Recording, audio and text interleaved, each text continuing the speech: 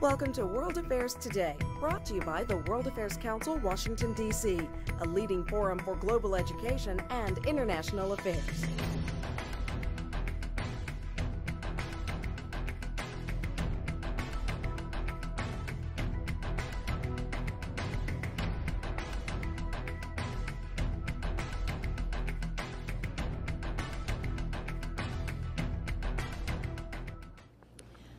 Welcome to the World Affairs Council, Washington, D.C. Tonight our program comes to you from the historic Charles Sumner School in downtown Washington. Our guest is James Zogby, author of an extraordinary new book, Arab Voices, What They Are Saying to Us and Why It Matters. I am Heidi Shoup, President of the Council, and it is my pleasure to welcome you here this evening and to introduce our speaker, who I have had the pleasure to know and to have observed the great work he does for many, many years now. Dr. James Zogby is founder and president of the Arab American Institute, a Washington, D.C.-based nonprofit organization which serves as a political and policy research arm of the Arab American community. He is also senior analyst with his brother John Zogby's polling firm, Zogby International. Jim is a scholar and lecturer, author, and internationally respected commentator on Middle East issues.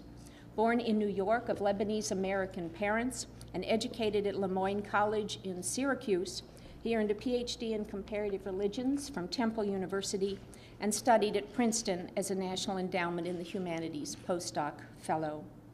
He has been a leader in the Arab American community in the United States for 4 decades. He co-founded the Arab American Anti-Discrimination Committee with former U.S. Senator Jim Abourezk.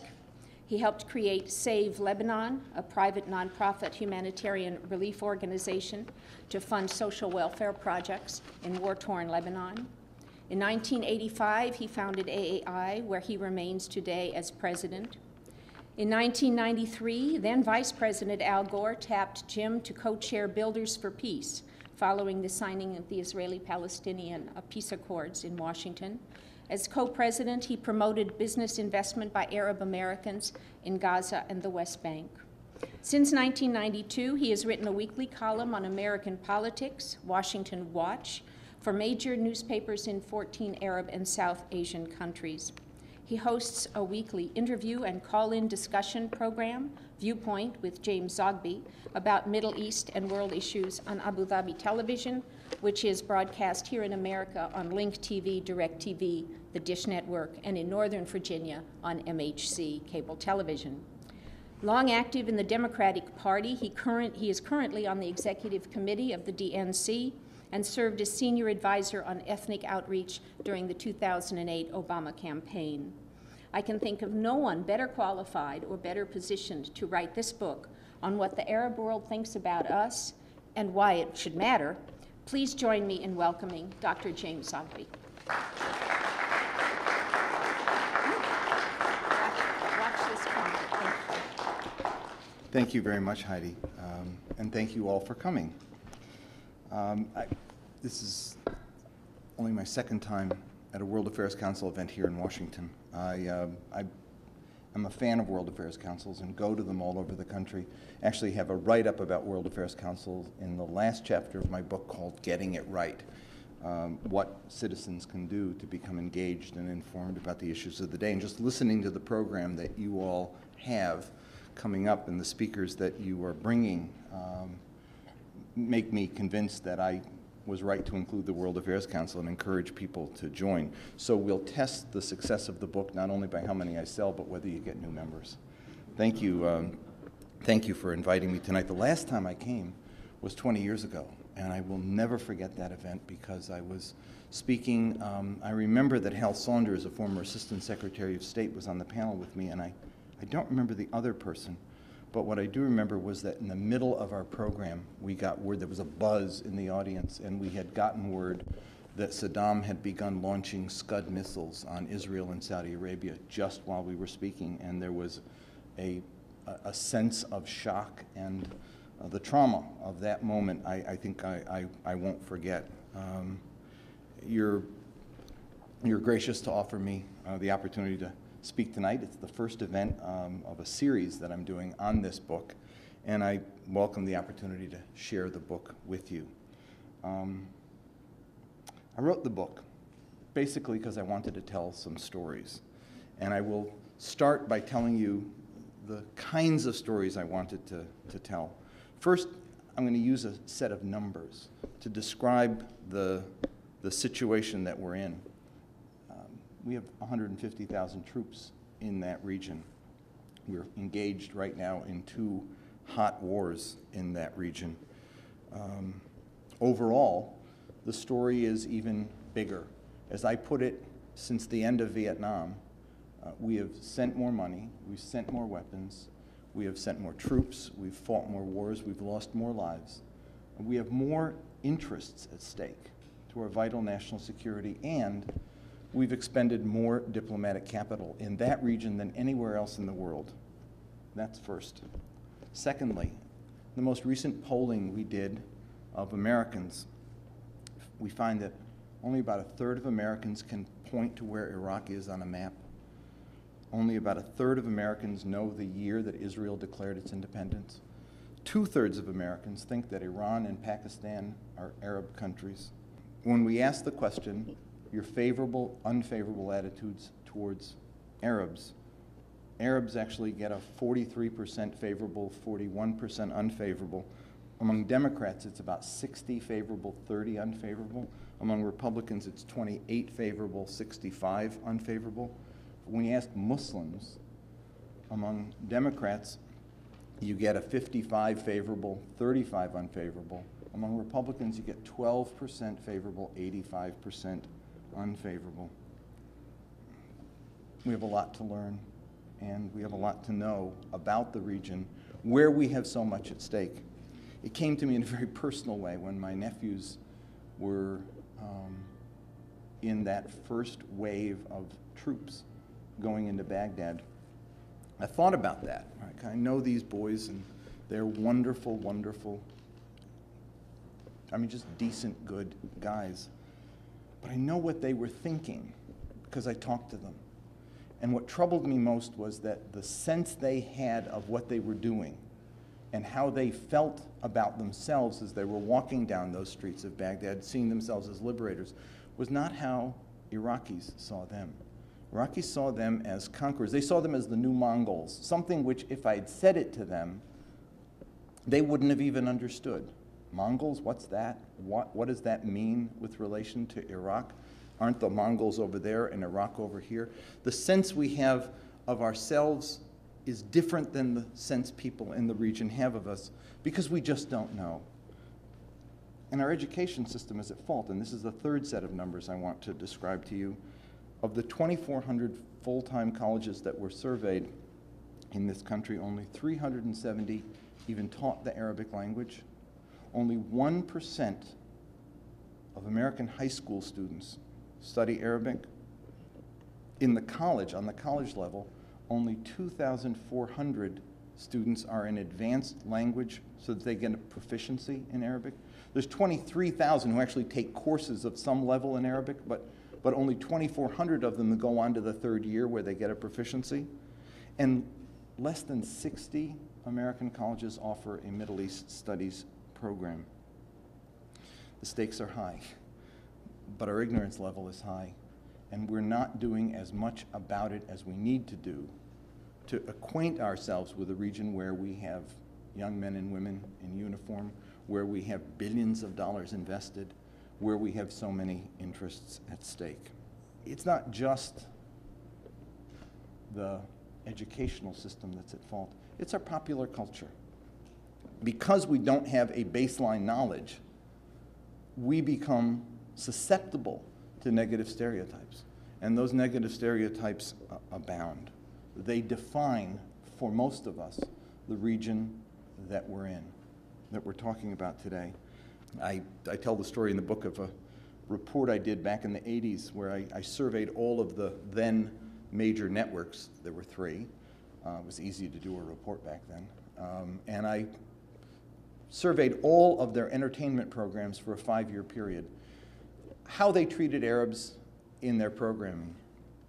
I found not a single positive character. The only positive character who was remotely related was actually in reruns at the time. It was the old Danny Thomas show, and those of my generation will remember Uncle Tanous, who was actually modeled after a Danny Thomas relative. But that was the only Arab who was portrayed in a positive way or on any of the programs.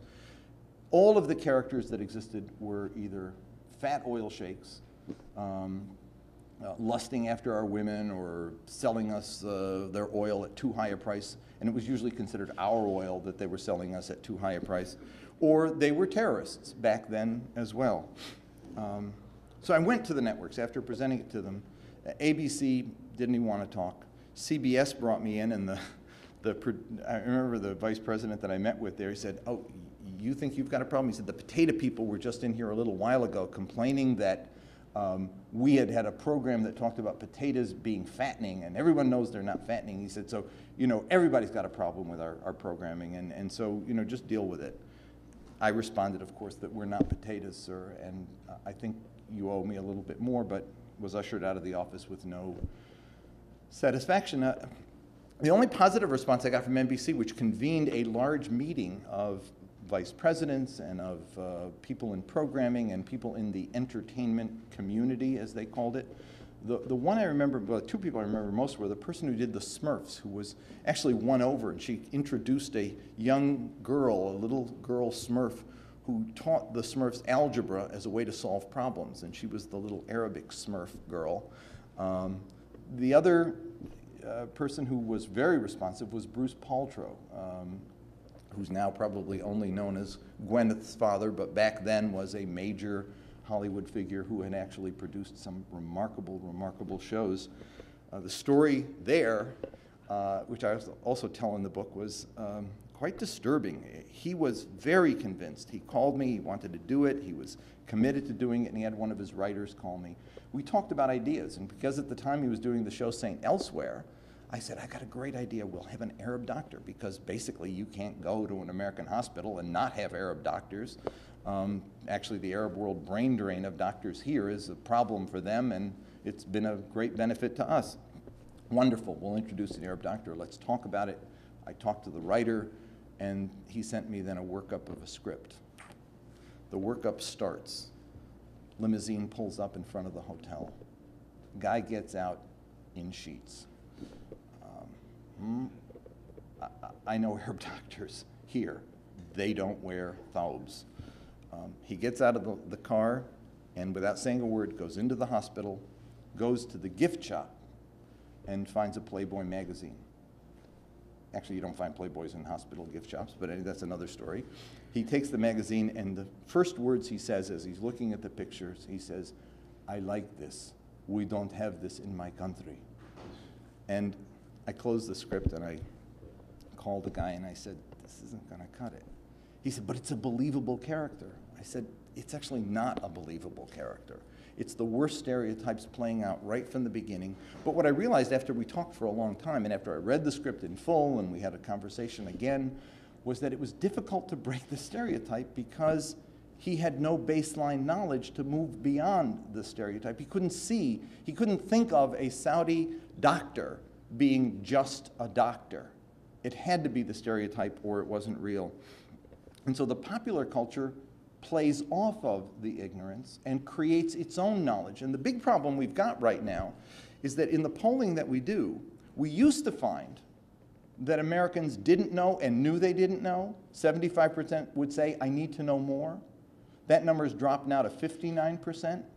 And those who say they do know and I don't need to know anymore is 40%. And the worst of all worlds is when you're ignorant, but you think you know. And that's where we are right now. And the problem is that the political culture has fed off of the stereotypes and the baseline ignorance to create this sense of false knowledge. Listen to talk radio. Listen to people in the political world. Listen to the networks and what they call their commentators, which they've stopped now using the Akbar Ahmeds of the world and those who actually know the region, and they've now started using their own crowd. I got a call one time, it was a call from Fox News. I'll never forget it. The Afghan war was just starting, and she called me to say, could you come on today to talk about Afghanistan? And I said, actually, I don't do Afghanistan. I don't really know anything about it. And she laughed. She said, nobody ever says that to us. And I said, yeah, but I am saying it to you because I just don't know. And she said, but most guys just read the newspaper and come on. I mean, we want you on because you're a good talker. And I said, I'm sorry, but I'm not going to replay conventional wisdom. What I read in the newspaper today is not my knowledge. It's received knowledge, and I'm not sure about it, so I'm not going to do it. So end up not doing the show. But it came to me from other guys I've been on shows. I mean, I've been on shows for years now with folks who, I'll be in the green room with somebody at the start of the Iraq War. Guy's a professor here in town, doesn't do Middle East, does other stuff. And the Saudis were being bombed by Iraq.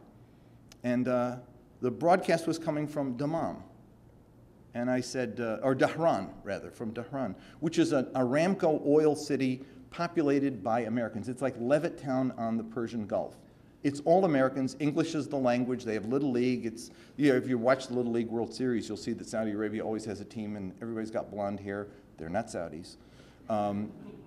They're American kids whose parents work there. I mean, there's a whole culture of 30,000 people, Americans who live in Saudi Arabia in Dhahran, and have a wonderful life, as if they were living here in the United States. So I said to him, I said, isn't that funny? I mean, we're getting this broadcast from this American colony, and it's not Saudi Arabia. And he said, where is it?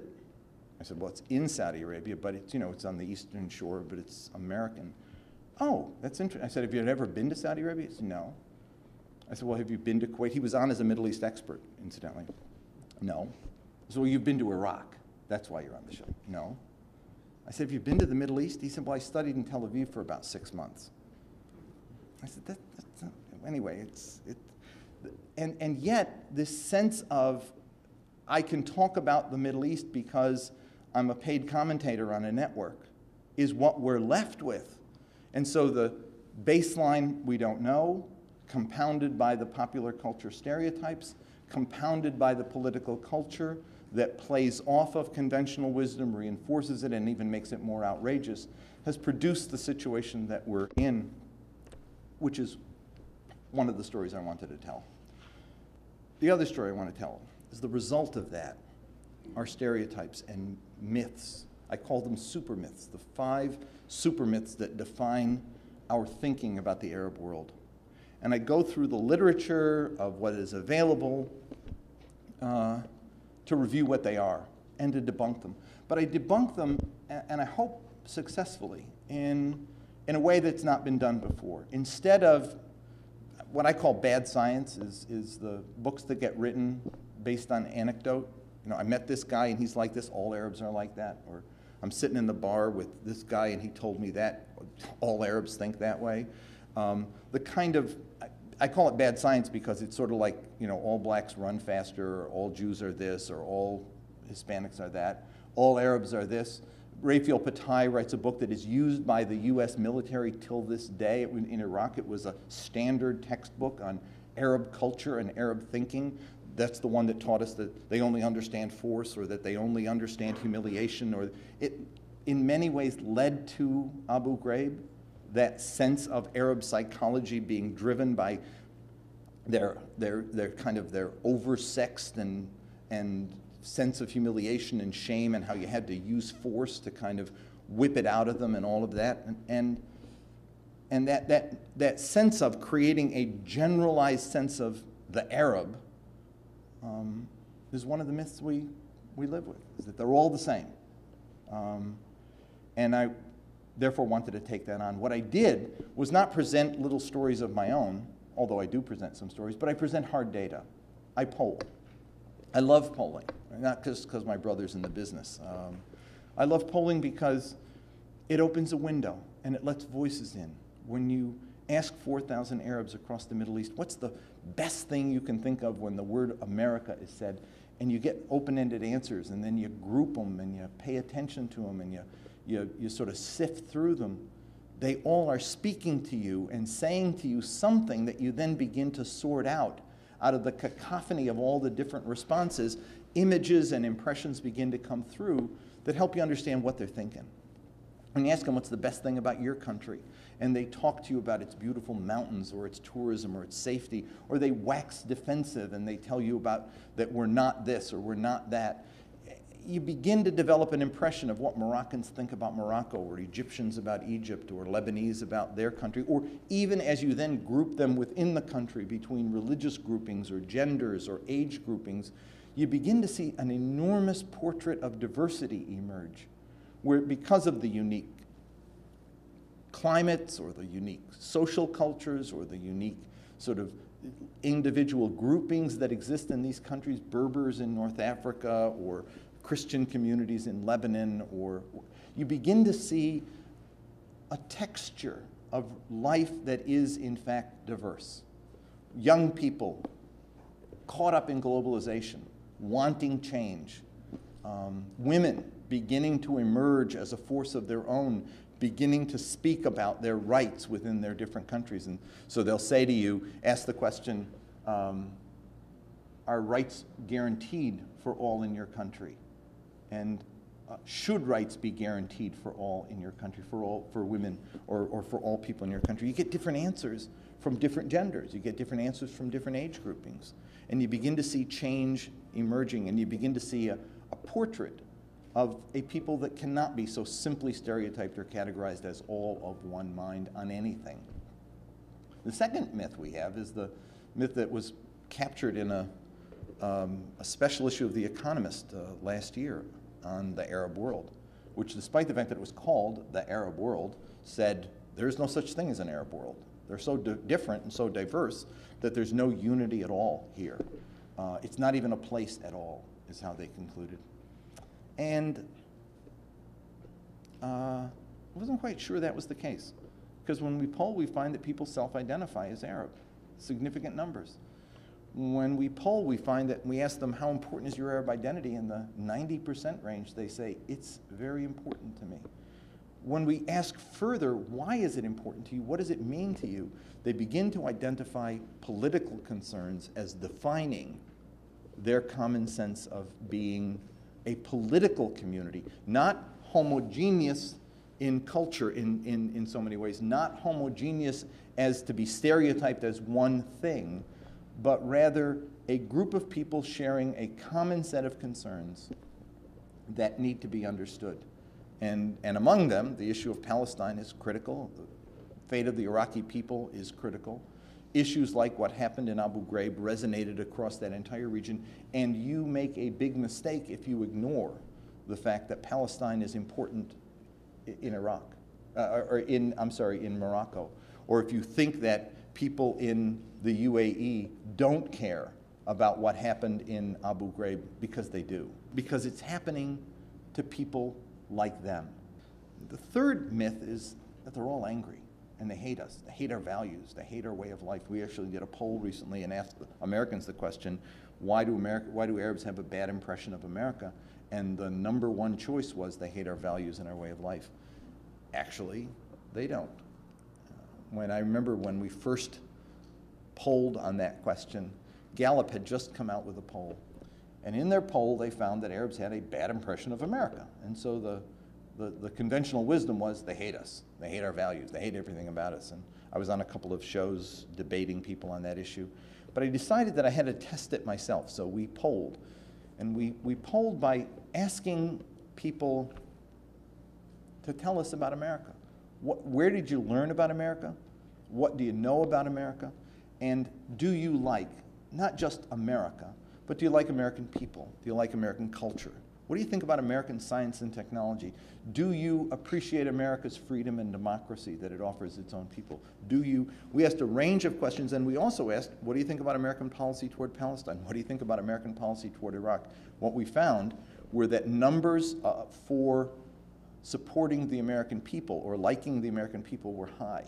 Our way of life, higher. Our values, high. Our science and technology, our education, our culture, high. Our policy, very low. In polling, you call that a drag. The attitude toward our policy drags down the overall number. So if you ask the question, as Gallup did, what is your attitude toward America, you get a bad number. That doesn't mean they don't like us.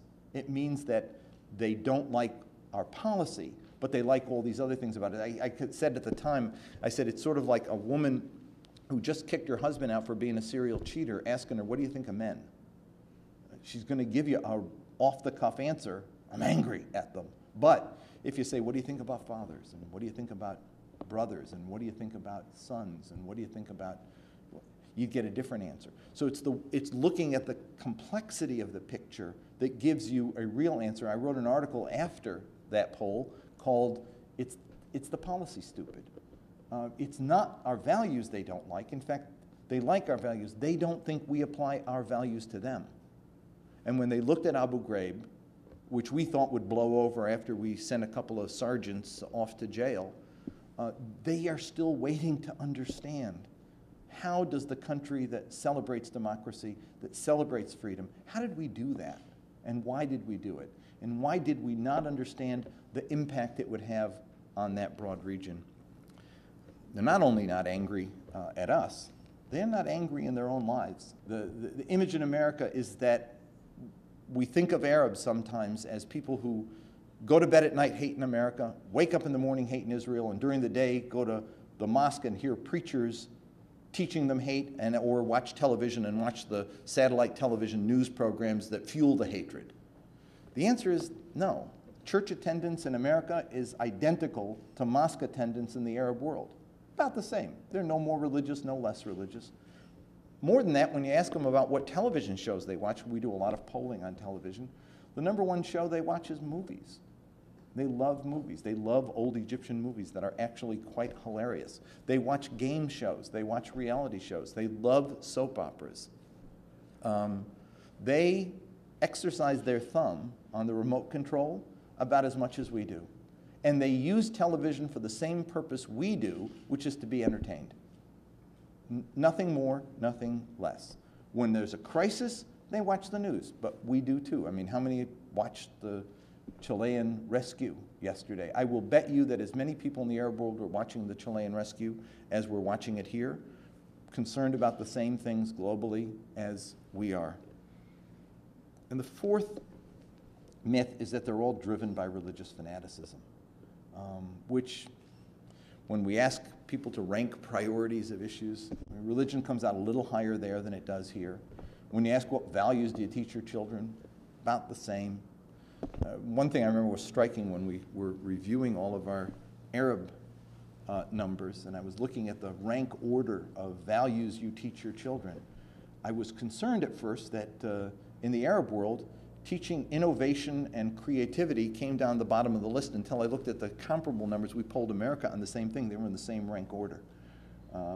First thing you teach is respect.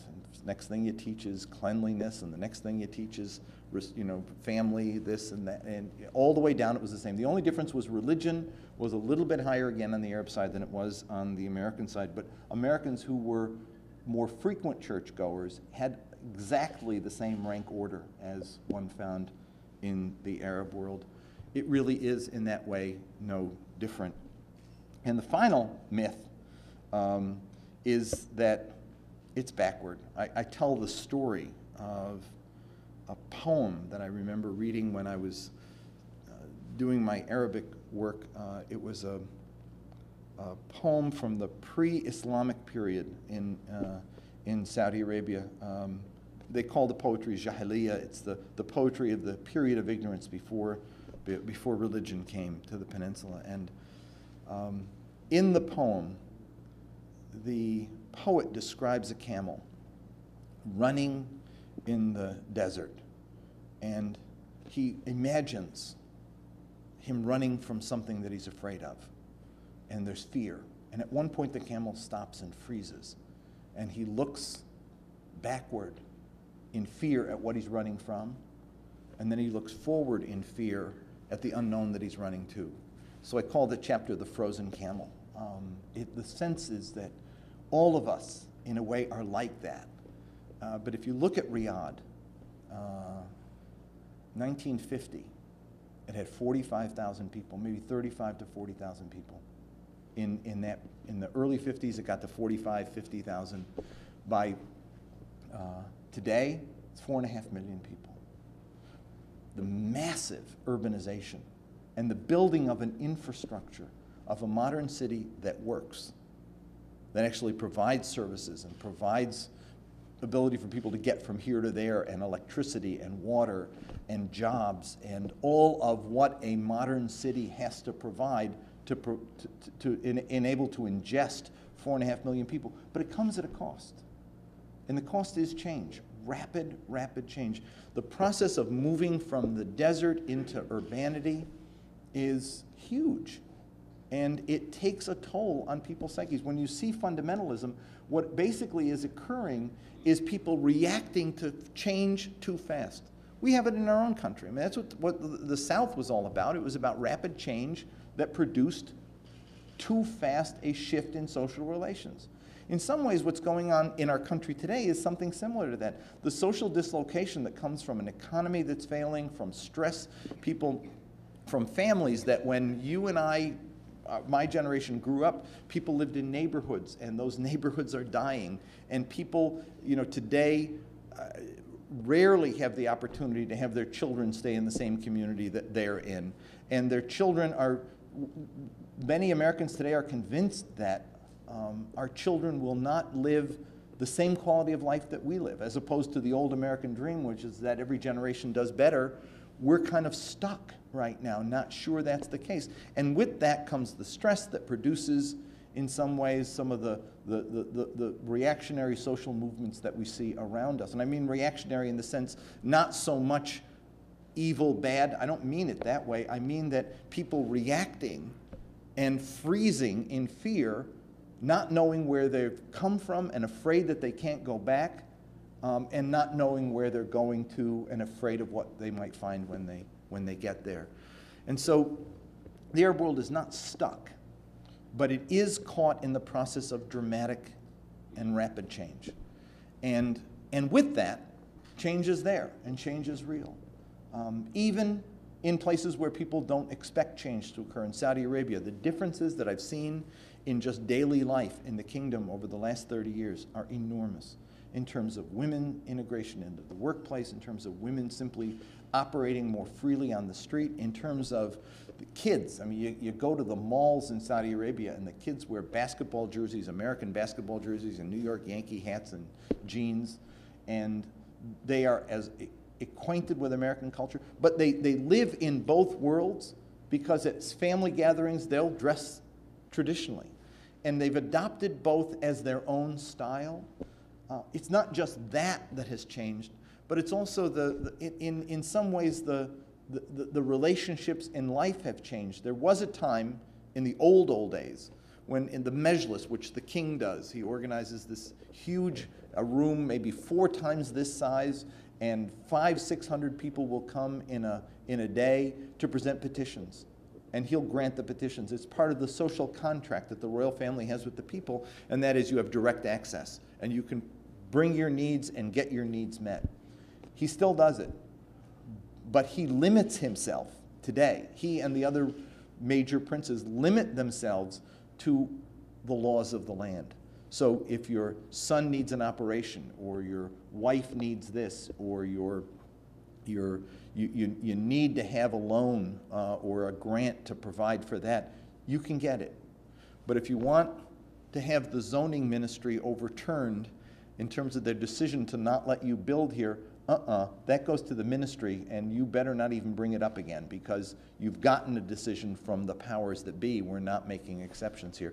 And so there's a sort of, I call it the rationalization of social life that has produced a rationalization of the economic order, and in turn has produced this urban quality of life, which is not unlike the situation you have here. Where you get used to a certain thing, it changes, and then you begin to move on with it. And people are adapting to these changes, and it's real. We need to understand this complexity of life. We need to understand the reality of Arab people being just like us, being people. Understanding that would give us a different understanding of how we relate to the region and help us avoid some of the blunders that we've made. The notion that we would, by invading and bombing Iraq using shock and awe, you know, the notion, again, from Bernard Lewis being one and Raphael Patai being the other, that if we used overwhelming force, we'd pummel them into submission and they'd all say Sahib and bow to us. Didn't work. And if we knew Arabs, we would have known it wouldn't work. I had the great opportunity, because I do this weekly television show, and I have the opportunity to have dialogue sometimes between people here and people there. Every week on the phone we do it. But this time we did 3 shows with students in the United States with students in Baghdad. We did one a week before the war. And if anybody in Washington had watched that show, they would have known that Iraqis, it wasn't going to go down easy with them. And if anybody had watched the show we did in May, after we declared mission accomplished, and I asked the students in Iraq, was this liberation or occupation? And 90% or so of the hands went up and said it's occupation. And I said, why? And they said, because they protected the oil ministry, but they didn't protect us. Because at least with Saddam, I could go out on the street and buy stuff, and now I'm afraid to leave my house. And because now I don't have power, and I don't have water, and I don't have, and it's 105 degrees in the shade. And so is this liberation? And so one of my students at Davidson said, but you're free to criticize. And she said, what makes you think we didn't before? Back then, the mukhabarat, the secret police, might be listening. We still complained. But now she said, nobody's listening. We don't even know who to go to. And when I did the show then in 2007 at the 4th anniversary, I heard the same thing. I asked the question, how many of you have no power in your homes? Every hand went up but one. Woman who was she was vice chair of the National Intelligence Board of the CIA, was there at the show with me to provide context and background, and she was so helpful. But she said to me afterwards, boy, I hope they're watching this in Washington, because you all have just talked to more people in Iraq than anybody I work with in the government has talked to, and they're telling you a different story than we're believing. We would have avoided that. We would have dealt with it differently before the war and after the war, but we didn't. We let ideology instead of real voices guide us. It's the same with the Palestinian issue. It's the same with Lebanon. It's the same with the way we approach the issues of reform in the Arab world.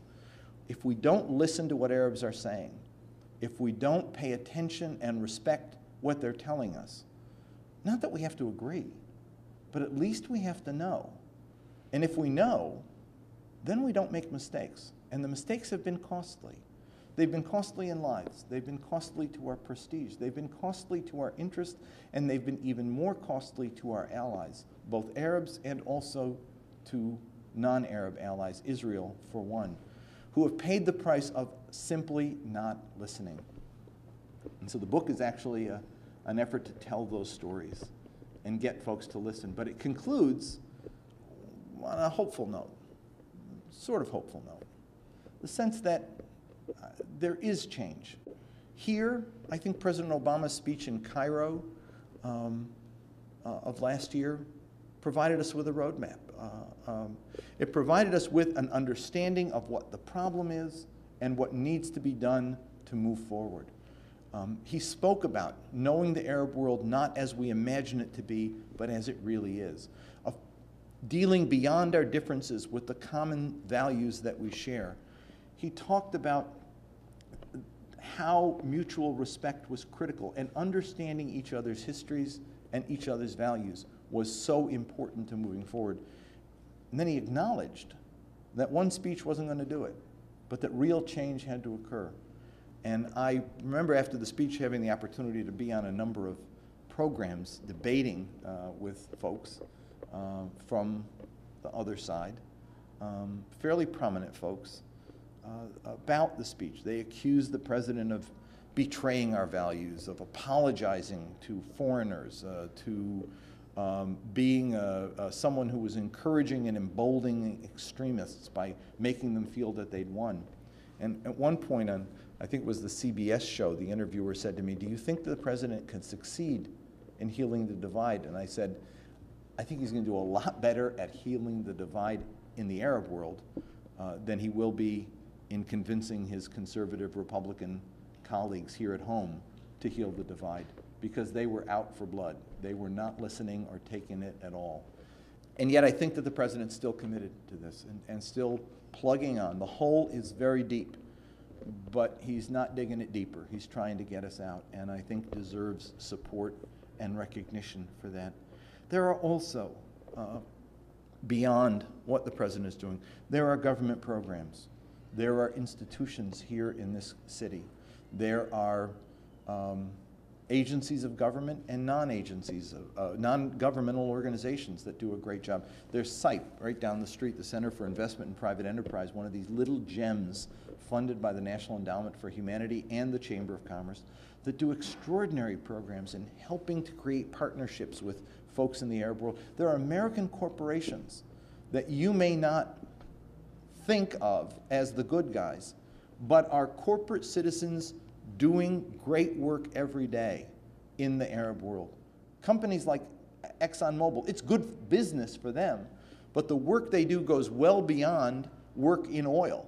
It's work to help build Arab society and send a message about Americans caring. Starbucks, right, which has programs throughout the region and is a fast-growing business in the Arab world. People don't go to Starbucks because the coffee's better than the coffee they drink. They go because they want a little piece of America. They go because they really like our way of life and our culture, and they want to participate in. Our public diplomacy, our best public diplomacy, is actually done by American businesses in the Middle East who every day are sending a brand, America, and convincing people that we really are a great country who do great things and have a quality of life that they can share in as well. And then there are some academic institutions who are doing good work, and I pay acknowledgement to them. In the last chapter, I talk about average, everyday folks and what they can do. That's where the World Affairs Councils come in, because I think that the degree to which we are educated as a citizenry, participate in the Great Decision Series, go to the Model Arab League program or Model UN program, or encourage our kids to do more in that regard, the degree to which we use effectively the internet and the capability it provides us. You know, almost every Arabic country today has an English language newspaper that has a website that translates the articles from the Arabic into English and publishes them, and has a comments page and encourages dialogue. I mean, the most interesting thing I do when I write my article is I check out what the comments are from people in the region to see what they're saying. And I engage in a conversation with them that way. The opportunities to be informed and to engage today are so much more than they ever were. And so we can go beyond the bad education or the lack of education that we may have gotten, and we can go beyond the cultural stereotypes. I tell you, I used to teach. I got a couple of opportunities to do some visiting professorships over the last 30 years, and one of the things I've done the last time I was, when I was at Davidson, was I used to ask my kids to pick an Arab country and to read the daily paper. Take the Beirut Daily Star, or take the Jordan Times, or look at, you know, the Arab News in Saudi Arabia or the National in the UAE. These are first-rate newspapers. And if you read them for a month, you really get the feel of what the issues are and what the lives of people are like. And as the girl came to me after the first Baghdad show, said to me, she said, "It's real hard to look in their eyes and talk to them and then know we're going to bomb them next week." And I thought, if only we all could do that, have that kind of conversation and understand the world a little bit better. It wouldn't change everything, but it would at least make us think about the decisions we make, helping us avoid some blunders and maybe get it right. So thank you for your attention, and I'm here to take questions, and I'd be more than happy to do that. Yes, sir. I was observing the fact that we live in a world which has really become quite a unisex world. Great. I'm 100% for that. Women and men are very much equal in our Western society. But when we went into the Middle East, it was more or less a male-centered, dominated sort of society. Now, we, of course, naturally bring our idea of the freedom of women, and that's great. But my question is, it seems like every time I listen to, when we're doing something, we're starting schools for girls, microloans for women, this. It seems like we push it in their face. Would it not be more balanced if we also had loans for men to start a business? Well, I thank you for that question, but let me tell you that what you're beginning to see in the Arab world, and let's understand that when you begin where people began and you start to move forward, we're not all at the same stages of development. And I heard what you said about being a unisex society. A lot of women would give you an argument about that one here, but we'll have that debate next month. We're not perfect, but we have made some progress in some areas, and that's one of them. I think that the Arab world is beginning to change that way. I want to just start there. When we ask questions in our polling about attitude toward women in the workplace, for example, 3/4, it's great, it's important, it's good, it's happening.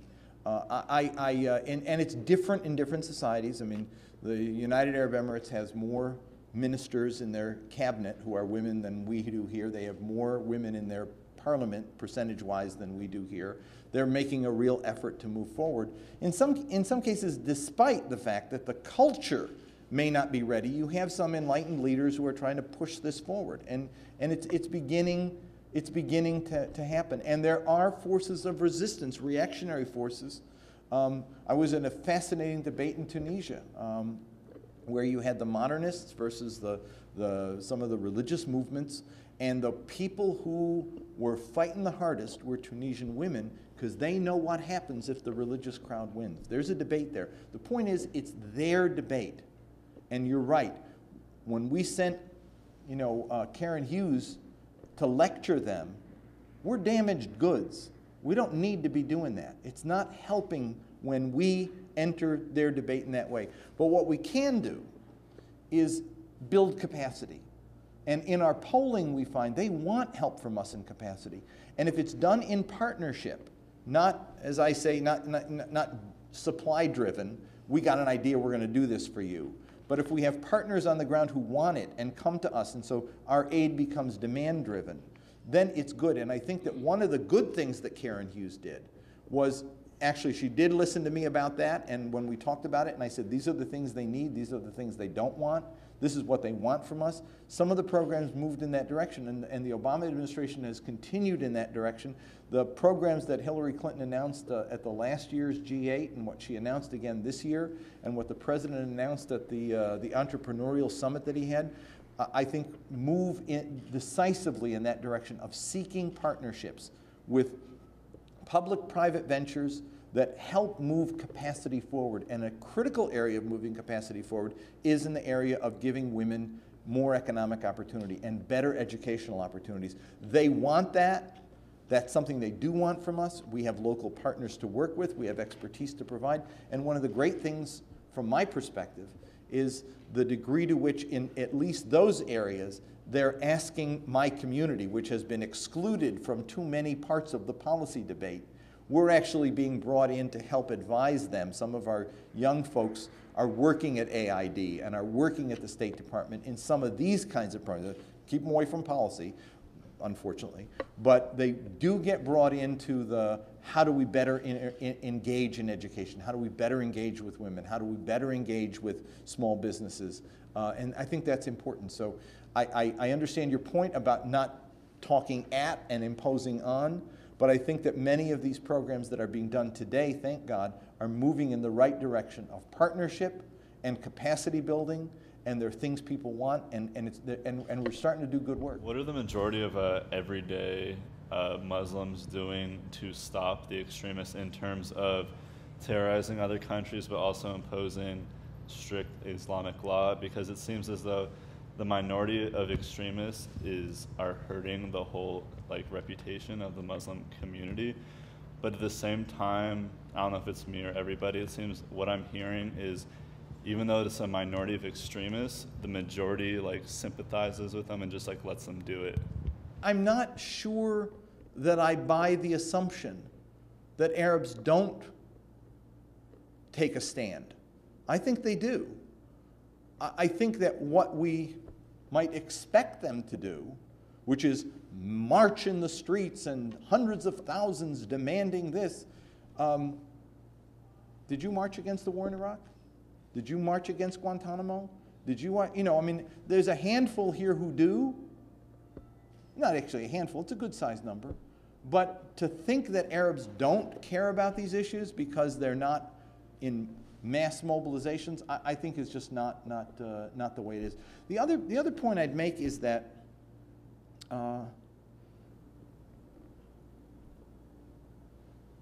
there are too many instances where, in my own personal life, where I've been as crystal clear on these issues as I could be,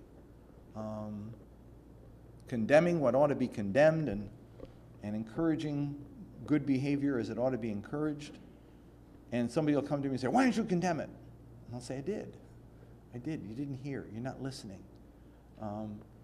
I think that before we judge that culture as not condemning, we ought to know that they do. And we ought to listen when they do. I know American Muslim organizations that have repeatedly condemned these actions and the betrayal of their own religion, who get said, why don't you do more to condemn it? And they do. And they meet with the FBI and they work with the Department of Homeland Security and they do what they can do to isolate extremists that they may find in their midst. But as the New Testament says, you have to have ears to hear and eyes to see. And I think we don't pay enough attention to that. Nor do we pay enough attention to the image that we create, and is it fair for us to be judged collectively? And I think it's not either way. And so I just, that would be a sort of a complicated answer to what was in fact a complicated question. Thank you for that. Ma'am? Have you and your brother done any polling from various Arab countries on reactions to the whole mess in New York, the protests and so forth about the building of the cultural center near Ground Zero? We have not polled since Park 51. The last poll we did was in, I think it was in June of this year.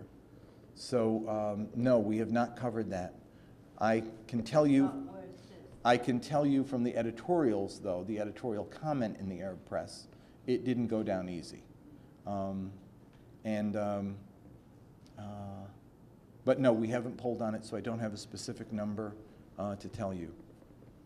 One of the other aspects of listening, I'll let you sit down. One of the other aspects of listening, my mom used to tell me, she used to say, if you want people to hear you, listen to them first. Because then you kind of know what they're saying. She used to tease me all the time about being wrong at the top of my voice. And she'd say, you were going right past him when you were talking. She'd watch me in conversation sometimes. She'd say, he wasn't saying what you were saying. But the minute he opened his mouth to respond, you were all ready with your response. And you had no idea what he was going to say. You were just ready to jump on him. That's one part of listening. Another part of listening is, if you really listen, you hear yourself.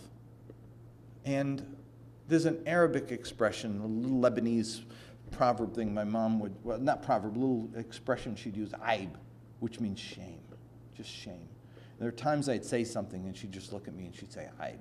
I was in a television debate with somebody on Larry King one night, and he said the most awful things about Arabs. And I just said, as my sainted mother would say, aib. I couldn't think of anything else to respond to him with. It was just shame. If I had a colleague once who used to tell me, if you hear something about Arabs, if you substitute Jew or you substitute black and you wince, then don't say it. And when I listened to the Park 51 debate, I thought of that. And I thought if we heard ourselves, not just heard what they're saying back to us, but if we heard ourselves, would we not have had the sense of shame to not do it? I think some characters are beyond shame.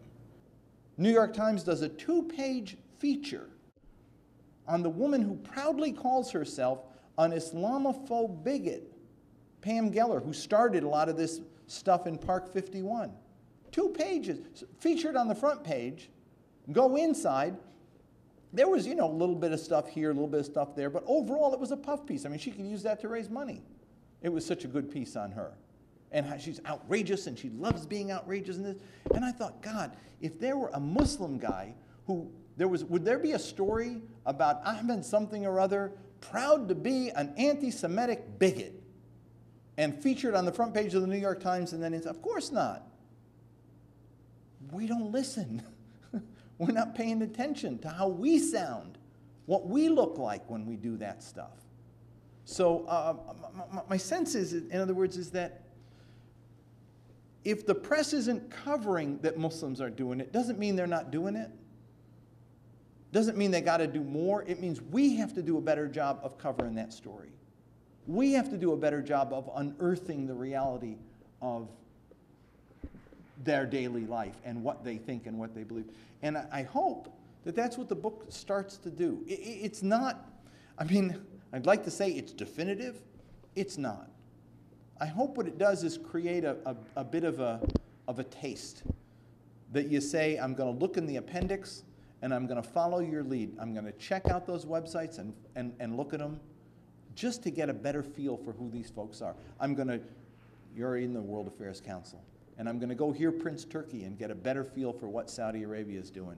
I'm going to, you know, take a course in this or look at a little bit of that or meet my Arab neighbors or my Muslim neighbors and get a better feel for them as people, or join some dialogue group and get a better understanding of another culture and community and maybe help them understand my culture a little bit more.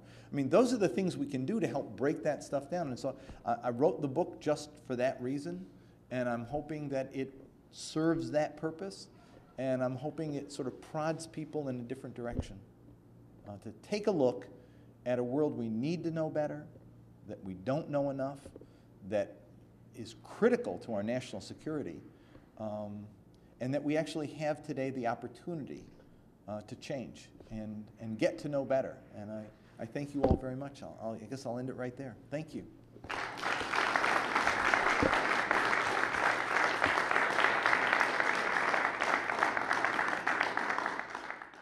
Thank you for joining us for World Affairs Today, a production of the World Affairs Council, Washington, D.C.